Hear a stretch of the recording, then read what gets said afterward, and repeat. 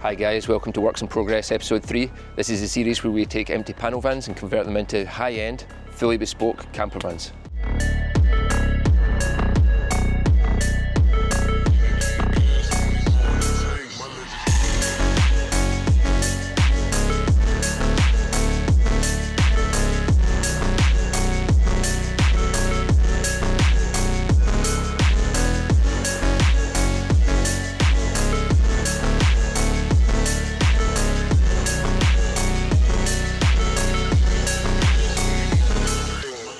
In this episode we're going to be focusing mostly on this MAN TGE, trying to push this build along. So we've just had the window apertures on the side of the van wrapped in matte black, and so that puts us in a position where we can now fit our sleep pods, or our side pods, onto the side. Stu's going to be doing that this afternoon. We're then going to fit the interiors to them, we're going to insulate them, we're going to trim them with some Alcantara inside. We've got the windows going into them. We're going to be doing some more insulation in the front here so we can then put our big Alcantara panel on beside the seating area in time for our seats to come back from the upholsterers next week. Before the pod goes onto the van, we're going to put some soundproofing and insulation onto this, and then it gets covered with an Alcantara fabric which is foam back, just to give it a nice soft feel. And then that trim will go onto there, and we'll have a light that fits in behind there, which then lights up the inside of the pod.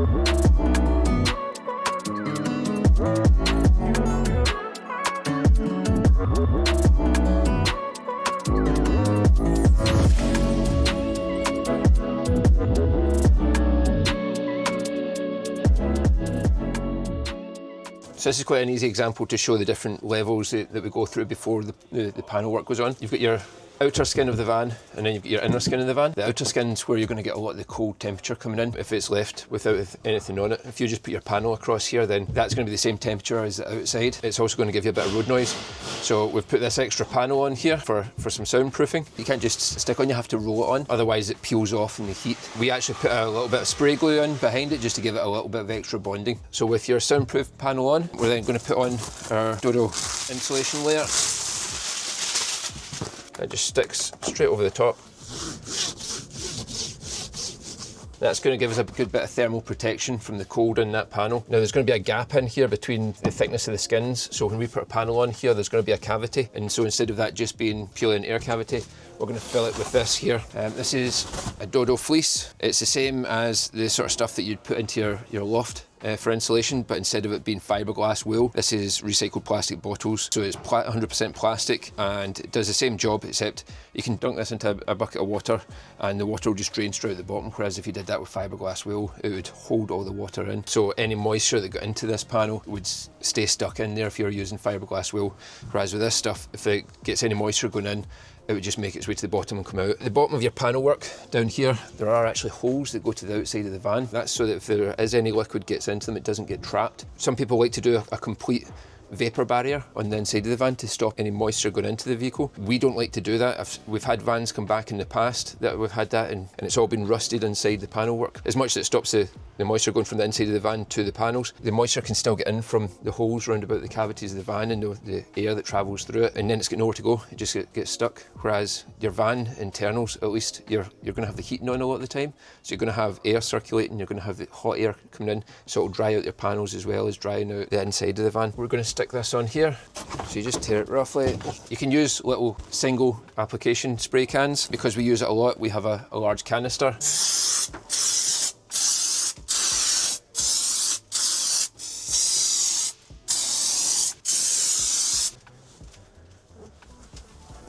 And that's that panel there finished. So now we're going to do the rest of these panels. We're going to stuff it into the gaps here. We're going to fill it right up into the cavity all across here. Now, when I say that we stuff it in, we try to keep it reasonably loose when we're putting it into these areas. You shouldn't poke and prod as much as you can in, because this stuff here, it works well if it's loose and it has little air pockets. If you squash it all together, it's basically just solid plastic. so you're not going to get any air pockets, you're not going to get any heat retention in there. You don't want to have it rammed in too much, you just want some going in everywhere. So across the bars and the roof, we'll poke some up in there, we'll put some in all these channels and in our pillar work there as well. Try and keep it away from areas where we've got plumbing or where we have wiring, just so that it doesn't build up heat and so that it doesn't run the risk of retaining any sort of moisture. But yeah, if you get that wet, it will just drip straight out the bottom, which is great. You don't want it to be too thick because you don't want it to bulk your panel out. You see some people's vans coming in and they're like bulbous out where the insulation's packed too tightly in behind it. That there is more than sufficient.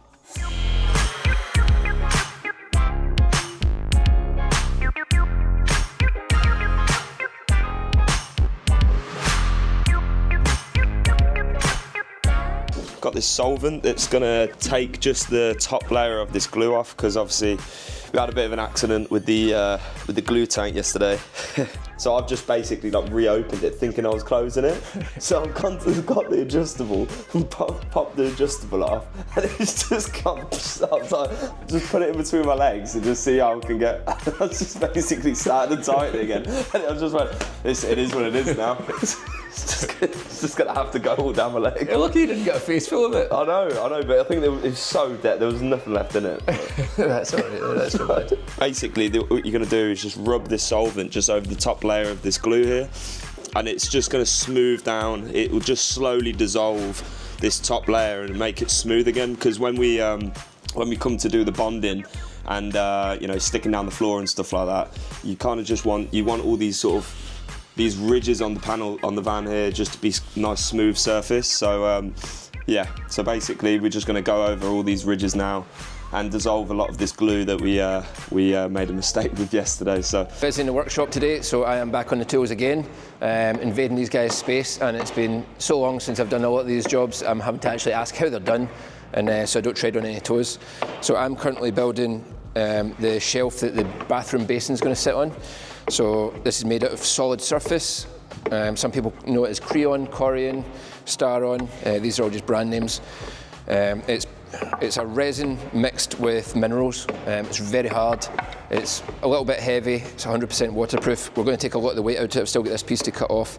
Then we're going to router the edges, and then I'm going to put the basin on once it's fitted, mark on where the basin edges are, and then I'm going to take a good bit of the weight out by cutting a big section out that's not needed. It's never going to be seen. It's just decorative, really, and also to provide a waterproof surface to protect the wood that it's going to sit on. Once I've got the basin in, I'll also mark on where the trap's going to go, and then I'll drill a big hole for that so that it can get mounted onto this, and this will provide the structure that will hold the basin down. So the basin will get sealed onto this, and then with polyurethane, then it'll get a bead of silicone round about, and then it'll get a great big nut on the bottom of the trap which will really hold it down and wedge it in. The guys are busy here. Stu is building some apertures for our sleep pods, so we've put windows into the side of the sleep pods, and we like to put lights round about them. It finishes it off quite nicely, and so he's cut out these MDF rings which will go round about the windows.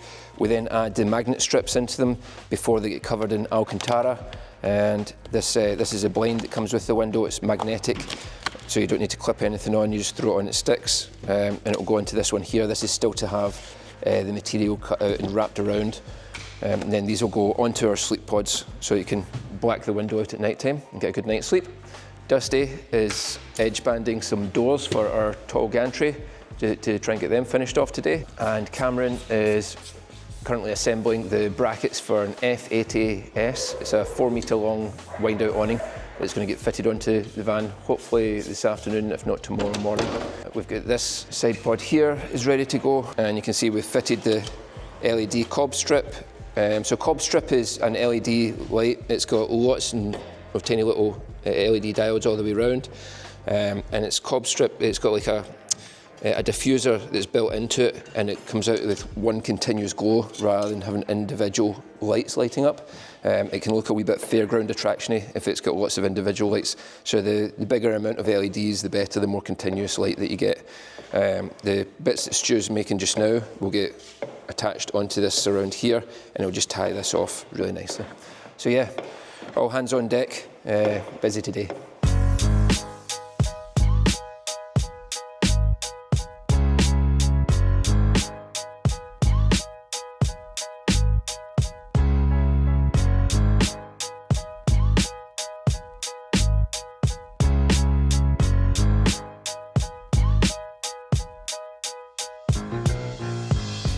We got Cam running some trunking for the cables that we're running in for the plug and the USB socket, which we're fitting in this corner. Kind of the second fix of the electrics. It's a bit difficult to plan out ahead for harnesses, etc., because every van is different. Like if we have extra sockets or if we have extra lighting or that kind of stuff, it's really difficult to like have a universal harness, so we kind of make them up as we go along. Yeah, once Cam's got that in there, we'll be running some cables in that way. We've just finished fitting the awning on the outside. Yeah, so this is the awning that we've just fitted. It's the Fiamma F80S. It fits on the van rather than on the side. A lot of them are side mount. This is specifically for roof mount. The brackets we have on this one are for the non-roof rail or non-factory roof rail fitting, so they bolt on where the roof rail would go if there wasn't one. Yeah, so it covers, as you can see, the whole length of the van. It comes out a long way as well. And he's also going to be getting a awning light in there, so he'll be able to light up under the awning when it's parked up.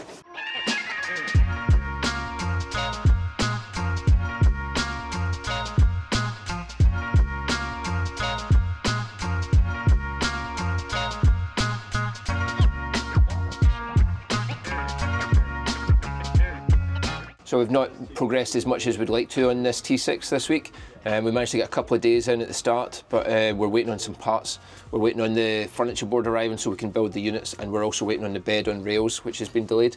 They didn't have the exact colour that the customer was looking for. They thought they did, and so we've had to go back to the customer, and he's picked a slightly different shade, and so that's put us into a little bit of a delay.